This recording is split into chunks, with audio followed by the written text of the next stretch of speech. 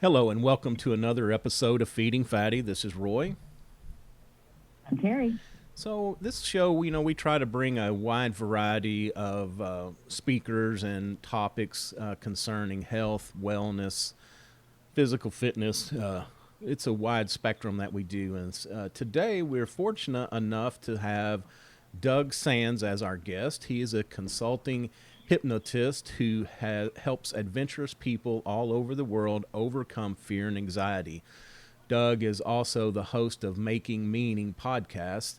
This show interviews top adventurers to learn how they've built their ideal life and to inspire listeners to start building their own. Doug, thanks a lot for taking time out of your day and welcome. Absolutely. Yes, Thank you so much for having me. Yeah, that's awesome. We all need to learn how to live our best lives. And while COVID has, it's been definitely hard on people financially, and, we've had deaths and illness and all that. One thing I have seen is a lot of people practicing a lot more gratitude now and also, being thankful and maybe wanting to restructure their lives in order to make some, these more changes that we've seen lately. And so, I think it's very timely to have you on here to talk about, how can we build our ideal life and also talk about the hypnotic aspect. I think we are both very interested in that as well. Yes, delve in. So, how did you find yourself, helping, I guess, in the hypnotist role, but then also, talking to adventuresome people to try to help with the, build the ideal life. How did you find this space? I think it's only when we look back that we see that through line of how everything really connected. Yeah. And that was my story. Like, I never started life wanting to be a hypnotist. It wasn't my number one career goal. Right. I started life wanting to be a fiction author. And at first that seems like very disconnected things, but I've learned that hypnosis and psychology, they are so rooted in language and just how we use that language. And so that was kind of my first foundation in that. But I grew up in rural Wisconsin where there's not a lot of adventure to be had. And I knew that I wanted more out of life. And for me personally, I always felt like I don't want to say a victim of life, but I felt like I was in the back seat of my own life. Like, other people were making my decisions and I was just kind of going along with it. All right. And it wasn't until, I believe, 2015 was the year, I was in college and I decided that it was not for me. And so I ended up dropping out and I moved across the country to do some seasonal work. And I started feeling this fulfillment that I was looking for and having these awesome adventures. But I was still having those troubles. I'd been diagnosed at an early age with mental illness like depression and anxiety. And I was trying to overcome that. And it wasn't until I had a pretty dangerous hike in New Hampshire where I nearly froze to death that I had enough of a push to really search for things that were out of the ordinary. I grew up in a very Christian household, and meditation and hypnosis were so far out of left field I hadn't even considered them. So I discovered meditation and I started learning more about that, and I was hooked. I mean, it was the first time I realized I was able to have an influence over my own emotion. And from meditation and adventuring, I realized that I was in the driver's seat of my own life, whether I wanted to or not.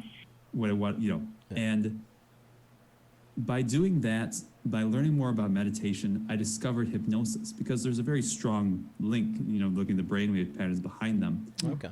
And when I discovered when I discovered how I was able to make changes with the rudimentary tools that I had, I knew that I had to get certified and I had to help bring this to other people who might also be suffering. Interesting. So you were diagnosed with depression and anxiety and all of that. So you were just looking for a way to maybe get away from the medication and help with everything else. I had something on the tip of my tongue and I lost it. So they're just both linked very, I mean, the meditation is what led you to the hypnosis part of it. How did you learn more about the hypnosis part of it? I did. So I heard the link between the two of them on a podcast of all things, and I was Googling things on hypnosis and how to learn it. There's a bunch of different schools of hypnosis that you can go through, and a bunch of different trainers. But what really took off for me was another podcast. There's a hypnotist out of Toronto who runs a very famous podcast. His name is Mike Mandel. And I just absorbed everything I could. And when I finally went to my hypnosis training, I was amazed how much I learned. Like, I already had a very strong foundation just from listening to the podcast.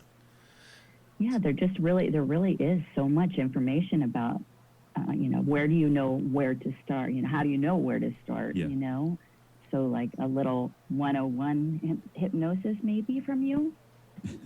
Everything that you've learned. No.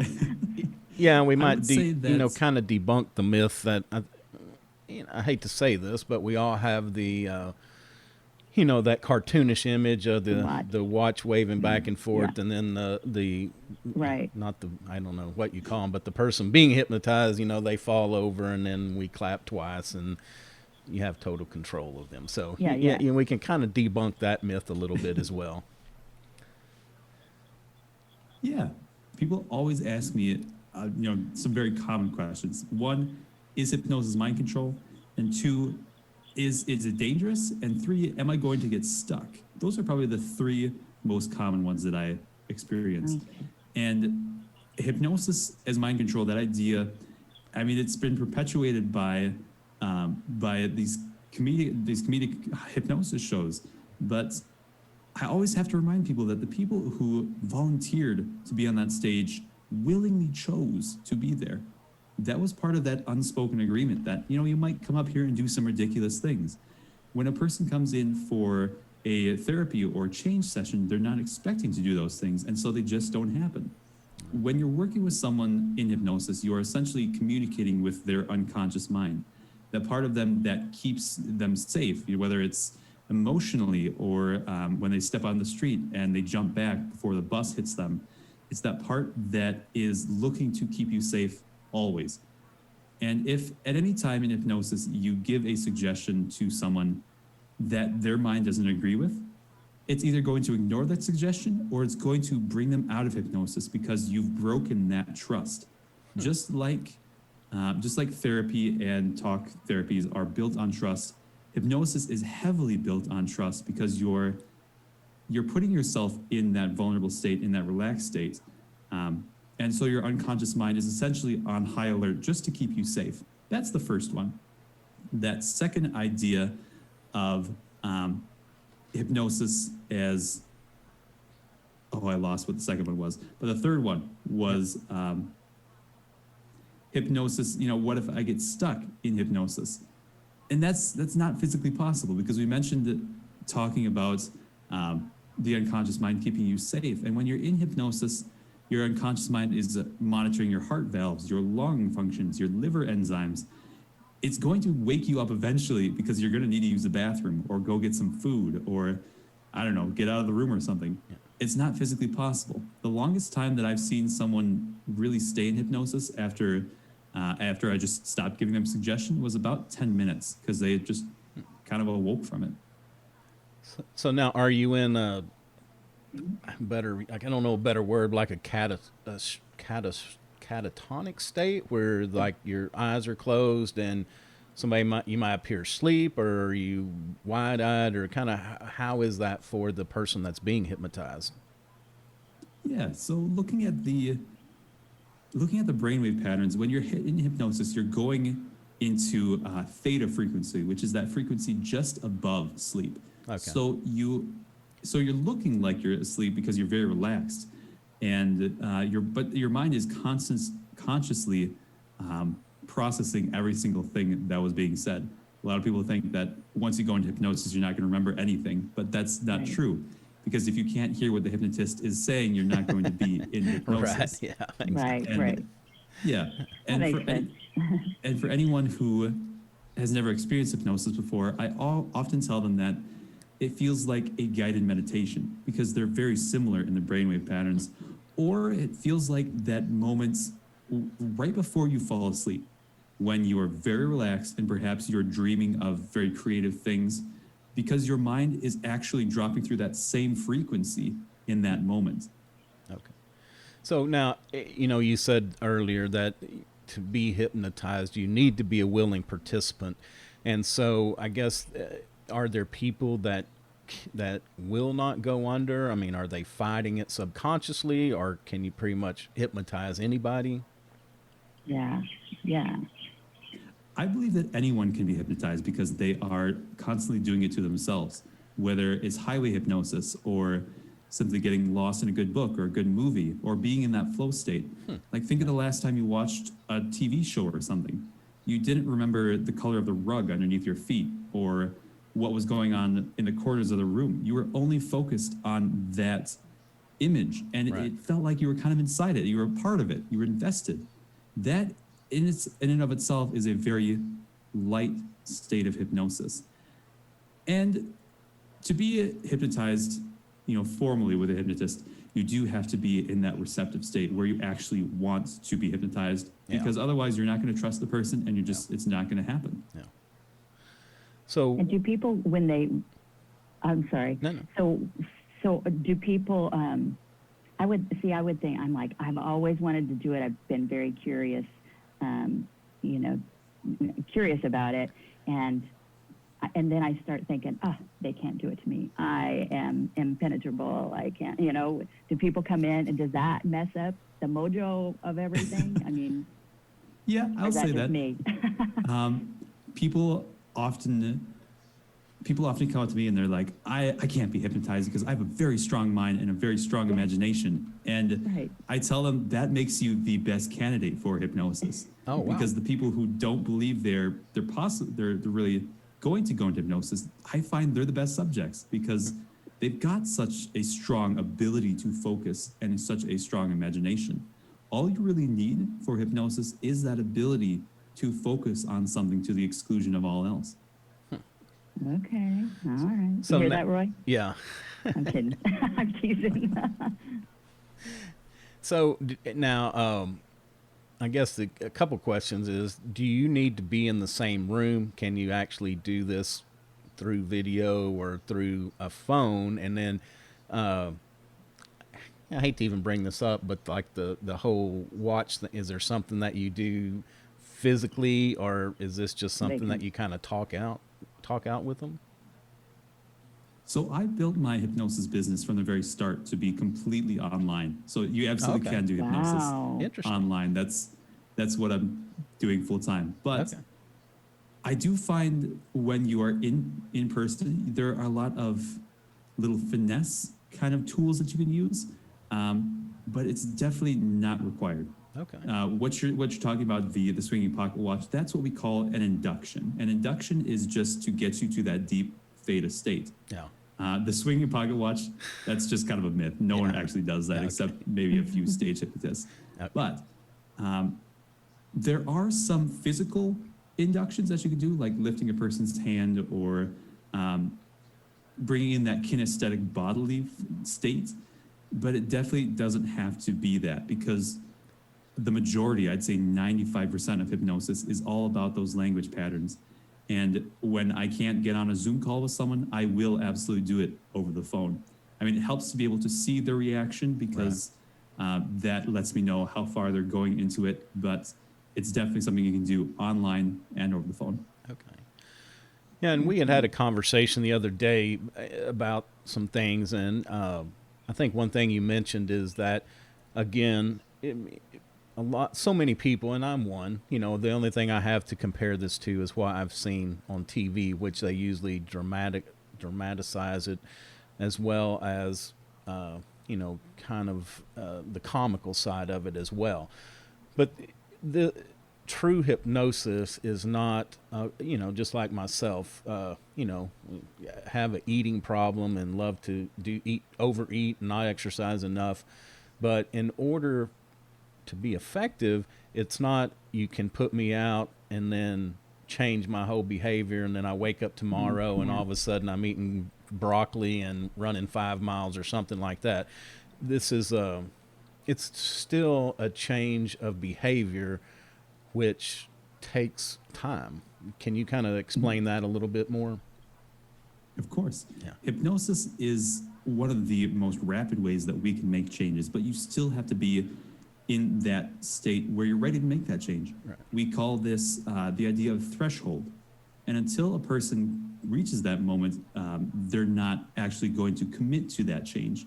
And so threshold is an idea with three parts. You have to be able to congruently say to yourself, one, something needs to change. Two, it has to be me that makes that change. And three, it has to be right now. And until someone can actively say those three things and believe it, it's not going to happen. Like for me, in my own example, I had known about meditation for years before that hike, but it wasn't until I had that rock bottom moment that I knew something needed to change that I actively let it into my life. And so looking at perhaps weight loss hypnosis, they have to be ready to lose the weight. They have to be willing. I see a lot of people coming into, or I should say, reaching out to me, who are like, I just want you to maybe wave the magic hypnosis wand and make me lose 50 pounds. Right. But it's not that at all. It's about me helping you to change your beliefs and your identities. And some of those things can be difficult to wrap your head around if you're not in that mind frame. Right. I mean, yeah, I give the classic example of a woman who finds out she's pregnant and instantly stops smoking or drinking cold turkey. That's a perfect example of threshold. I mean, once you're in that state, the change is relatively easy to make, but so much of what I do is about helping people get to that state.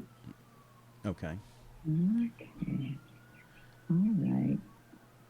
So I was going. This is kind of a rabbit hole, but you brought it up again as your hike. Were you hiking the Presidential Mountains?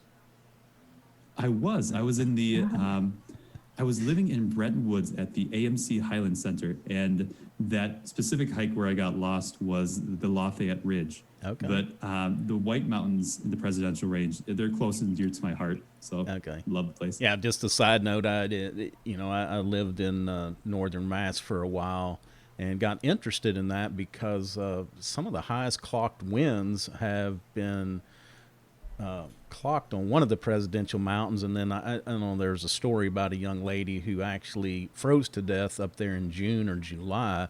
They went hiking, got up to the top, and these aren't like super elevations. I think 8,000 feet, somewhere in there. And then she ended up freezing to death with the freak snowstorm that came through in the summer. Anyway, enough of that. It's just interesting that you said that.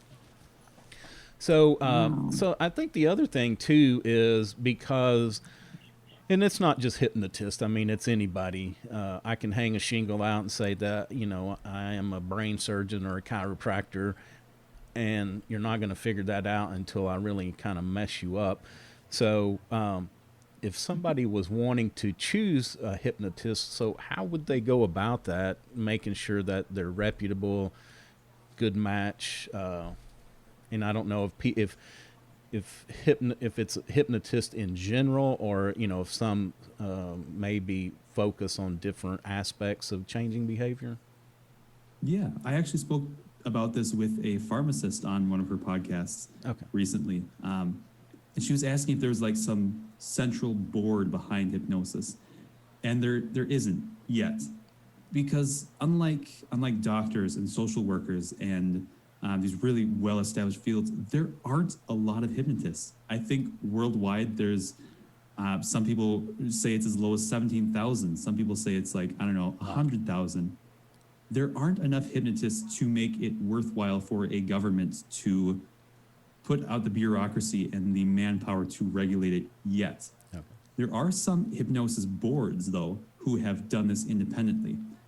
Whether there are a couple in the U.S., I think there's one major one in the U.K., and there's a bunch in Europe.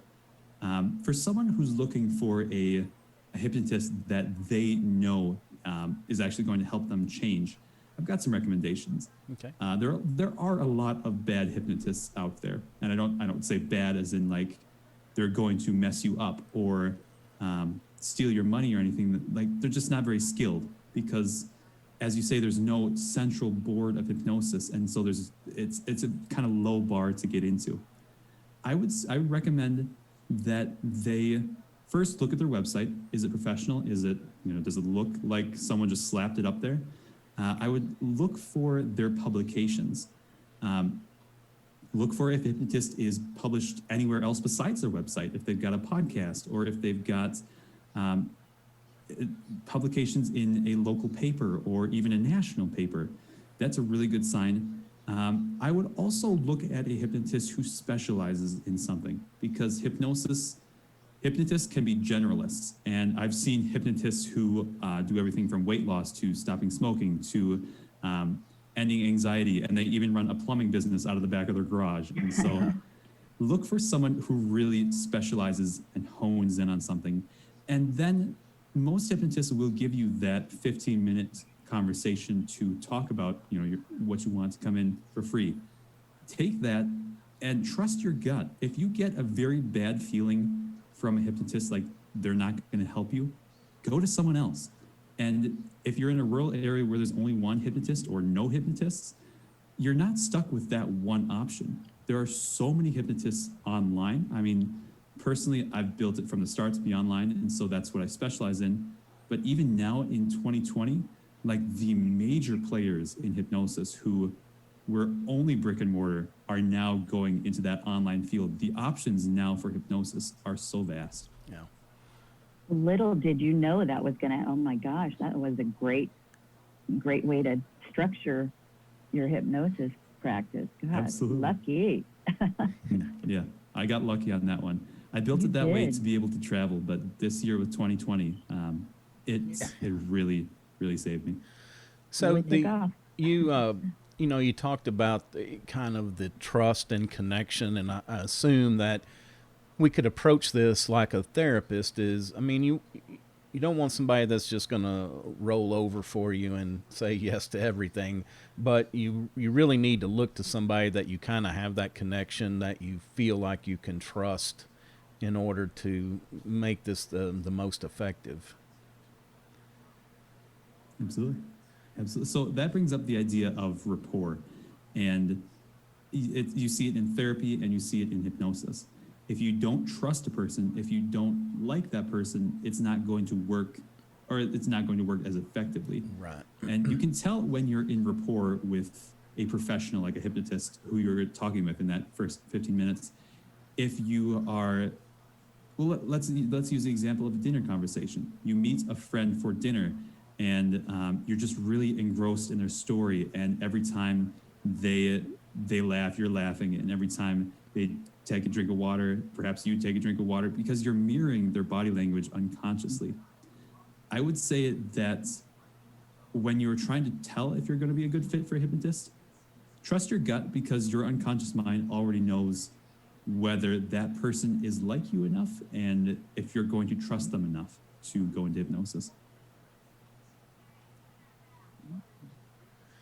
So I guess the best, the other thing I was going to say is the best directory, I guess, that we can do is just do a local search, but, a Google search. And now that we do understand that you don't have to be local, that kind of widens your prospects, that you can take the time to look around and find somebody that you really feel like you should, like you really connect with, so you can build that rapport and trust. Absolutely. So, we've talked about general behaviors. I guess let's talk about some specific things. We can talk about weight loss, stopping smoking. What are some other things that you, maybe not you personally, well, let me ask you, do you have a specific focus first off? And then if you do, or, even if you do, what are some other things that other hypnotists may be able to help with?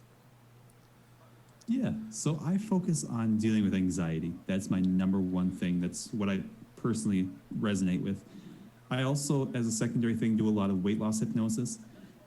And the amazing thing about hypnosis is that once you learn the tools and everything behind it, as long as you know the structure and the psychology of what you're trying to change, you can use it on almost any problem. And that's why you see a lot of hypnosis generalists. Yeah.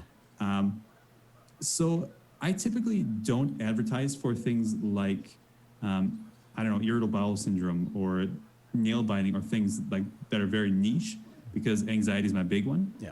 But when someone comes to me, and if they've worked with me before, or if they've just heard some of my content and they're really in a good, they're trusting of me, then I will work with them for that issue. The one issue that I don't really work with that everyone knows hypnosis for is smoking, because Oh, really?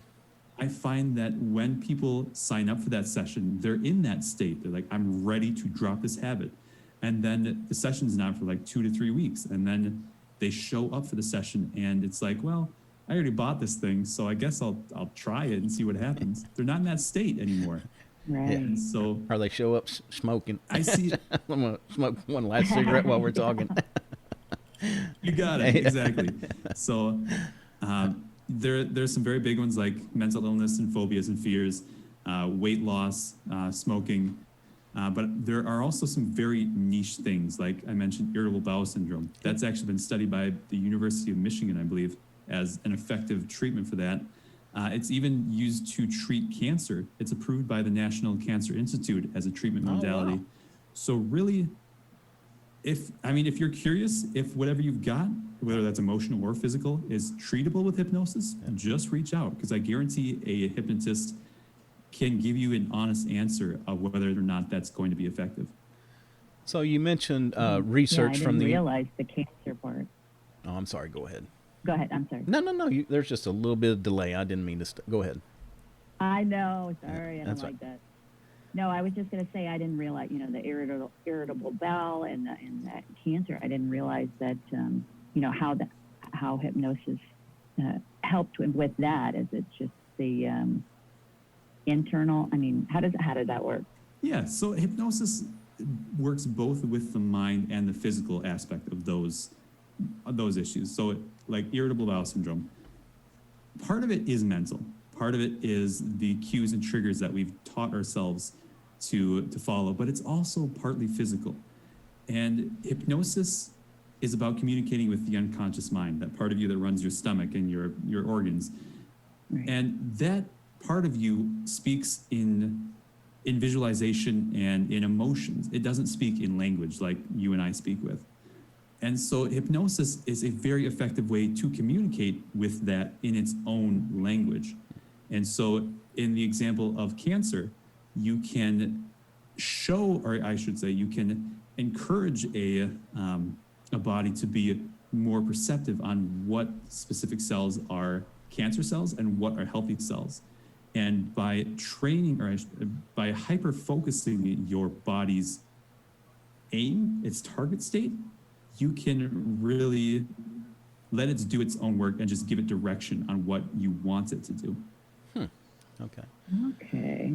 So you mentioned some research from the University of Michigan. I think that's another thing, is like, if there's somebody that's interested but skeptical, can you point them to some bodies of academic research that they could go look at and maybe feel a little bit? I know that's kind of a off the wall question, but sometimes people feel better reading some research in order to feel more comfortable moving forward with it. And if you don't know any, that's fine. We may offline get some and post on the show notes. Uh-oh. I lost Freezing him. up. Did he freeze up? Uh-oh. Well, in any case, I definitely can talk about the science behind hypnosis. I mean, it's been studied for over 150 years. Way back in 1982, the British Medical Association actually approved it as a treatment modality. And it's actually went further and said that all doctors should take 144 hours of hypnotherapy training so that they can use this with their patients.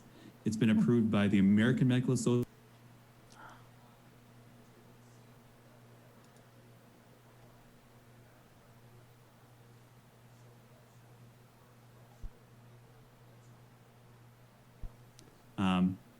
I was doing, I found the ones that I really liked and the ones that showed um, exactly what I was trying to give people, but they kept getting bogged down. So now I've just compiled some of the best ones, the best academic research on my own website, which is anywherehypnosis.com. If someone wants to check that out, they can scroll through. I've got 4 to 5 of the really big ones. And if they really want to do their own research, I just say go to Google Scholar and search hypnosis and efficacy, because it's been studied for over 100 years. There's so many research papers on just what this can do. Okay. Right. And it's Interesting. evolved. I mean,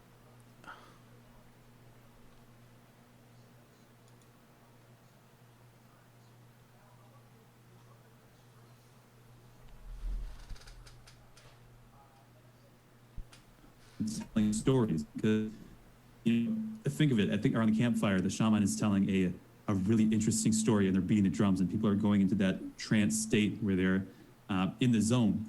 But the first kind of recorded history that we have of it was way back in ancient Greece, in the sleep temples, and that's actually where the name Hypnos comes from, because Hypnos was the god of sleep, and that's hypnosis. It's evolved and really taken on a life of its own from the early days of magnetism and mesmer and those kind of things. It's now bringing in so many other tools from neuroscience and psychology. It's really by now it's a well-running machine, and it's something that constantly improves. Hypnotists are very well known for constantly learning and improving their craft. Okay. I think I might have dropped off there. Sorry about that. I had a little internet interruption, yeah, but you did. I think what you were, I caught the tail end of it. I think what you were saying was that you've compiled some research that's on your website that people can go to, and we'll give all that information here in just a little bit as well. Oh, yeah. All right. That's correct. So, as we kind of wrap up here, so what is a tool that you use in your daily life that it could be a tool, it could be a habit, a ritual, but what's something that you do in your daily life that you couldn't do without, in personal, professional? Ooh. So I do meditation and self-hypnosis every single morning. I'm constantly growing, constantly changing, and I've made that a part of my life. I would say the tool that I use most often is a tool from hypnosis called the pattern interrupt. And when we get stuck in our thoughts, when we're stuck in a negative loop of emotion or anything like that, sometimes all you have to do is literally shock yourself a little bit to break up that loop and then go in a new direction. And so personally, when I'm stuck in that loop, I tell myself literally stop. And then that shakes up that loop enough that I can say, this is how I want to feel instead. And so I'm going to do these things instead. Just being willing to break up those loops instead of kind of indulging in it and letting it run its course. Okay. Interesting. Huh? All right. So Yeah. you've told us a little bit about how you can help people, but if you want to be a little more specific, who are some of, who would be a good client for you, and then, what you can do for them, and then, of course, how they can reach out and get a hold of you. I would say anyone who is really ready to make a change, whatever that change may be. So I call myself the adventure hypnotist because I work mostly with anxiety, with people who want to live the adventurous life, whether that's climbing Everest or just simply getting out of their house if they've got agoraphobia or something. Okay. So I typically see anxiety clients, but whether it's weight loss or anything like that, if you've got a question about whether it's going to work, reach out to me. You can find me on my website at Anywhere Hypnosis. I'm also very active on Instagram. My handle is @makingyourmeaning.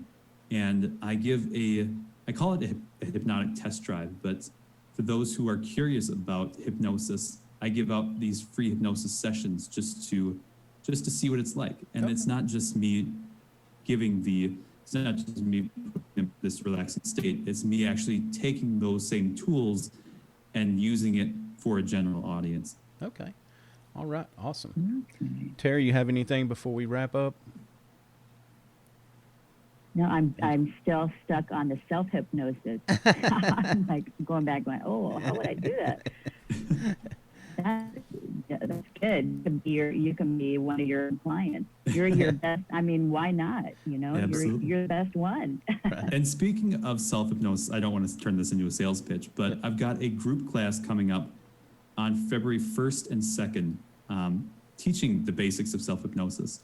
And what I find most, or I should say, what I find the best way is to teach someone self-hypnosis is not to try to give them the years of hypnosis training that a hypnotist goes through. It's to take them to that place using a hypnosis session and then give them the tools to get back there. And so it's just a 90-minute session. I'm going to give you the tools, and then at the end of it, it's going to be a full session hypnosis where we are actually taking the clients, the subjects, to that state so they can re-access it for themselves. Okay, awesome. And when did you say that was, Doug? February 1st and 2nd. I believe the first is on 4 p.m. MST, and the second is on 9 a.m. MST. And we can find that on your website. On my as website well, yeah. and on my Instagram as well. And Instagram. Okay, great. Yeah, we'll be sure and put that in the show notes as well for you. Yes. All right. All Excellent. right. Well, thanks a lot. That's going to do it for another episode of Feeding Fatty. Of course, you can find us at www.feedingfatty.com. Also, we're on Facebook, Instagram, Twitter, and this will be put up on YouTube as well. So until next time, take care of yourself and take care of each other. Absolutely. Thank you so much Thanks. for having me. You bet. Doug, thank you so much. We're very grateful that you came on and gave us your time and expertise. Yeah, Absolutely. All right. Thank you again. Yeah. Appreciate it. you bet. Thanks. Have a great holiday.